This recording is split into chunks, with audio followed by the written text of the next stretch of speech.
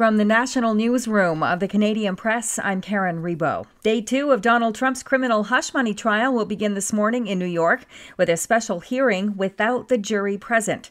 A judge will hear arguments and decide if the former U.S. president has violated the judge's limited gag order in the case. Prosecutors will argue that the judge should hold Trump in contempt and fine him $10,000 for 10 social media or campaign posts that they allege mention jurors or witnesses in the case. Toronto's police chief has asked the Ontario Provincial Police Force to conduct an independent review stemming from what he calls adverse comments made by a Superior Court justice during the trial of Umar Zamir. Chief Myron Demkew also ordered a full internal review of all aspects of plainclothes policing following Sunday's jury verdict that acquitted Zamir of a murder charge in the 2021 death of Detective Constable Jeffrey Northrup. He was struck by a car in a parking garage. Justice Anne Malloy instructed the jury that there was no evidence that fully supported the Crown's theory of how Northrup was hit, raising questions about why the case was prosecuted at all. Ottawa police are investigating an allegation of hate speech that emerged from a pro-Palestinian demonstration Saturday on Parliament Hill.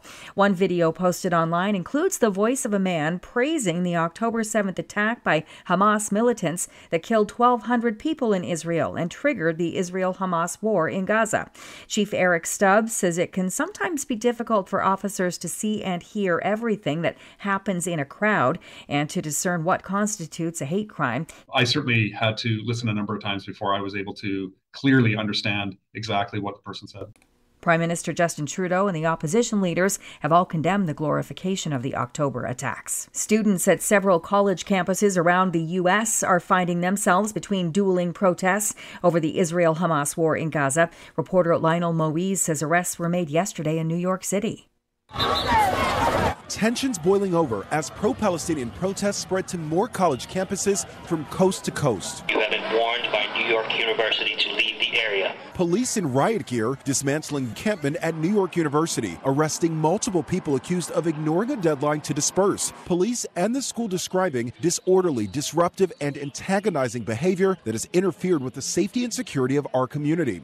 As Jewish Canadians marked the start of Passover at sundown yesterday, some were planning to leave empty seats at their Seder tables with pictures of Israeli hostages kidnapped during the deadly October attack on Israel. Shimon Koffler-Fogel, the CEO of the Center for Israel and Jewish Affairs, says Jews are really hurting right now. He says not only are Jews anxious and distressed about what's happening in the Middle East, but Jews are also lamenting the toxic manifestations of anti-Semitism that have shown up in many Canadian streets in recent months. This is the Canadian Press. In sports, Austin Matthews scored on a breakaway to snap a third-period tie, and the Toronto Maple Leafs beat the Boston Bruins 3-2 to knot their first-round playoff series up at 1 game apiece. Max Domi and John Tavares also scored for the Leafs. Tavares says the team did what it set out to do. We're able to even things up, but there's obviously a long way to go here, and we're excited to go back home. Zach Hyman had 3 goals. Connor McDavid had 5 assists, and the Edmonton Oilers opened their postseason with a 7-4 win over the LA Kings.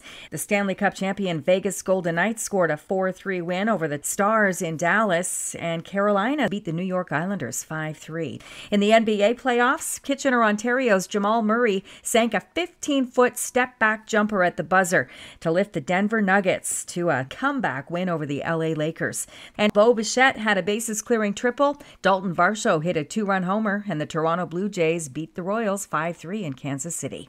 From the Canadian Press, I'm Karen Rebo. Thanks for listening. Don't forget to follow and subscribe.